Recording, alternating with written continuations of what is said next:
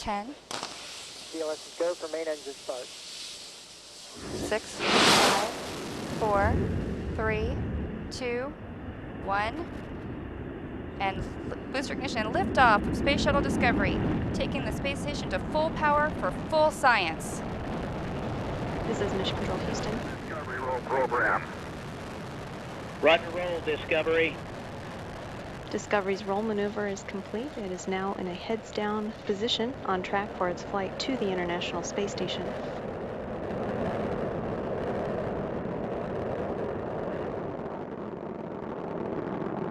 Discovery flying 365 miles per hour, 1.5 miles in altitude, 7 miles downrange from the Kennedy Space Center. Discovery's engines are throttling down as the orbiter passes through the area of maximum pressure on the vehicle.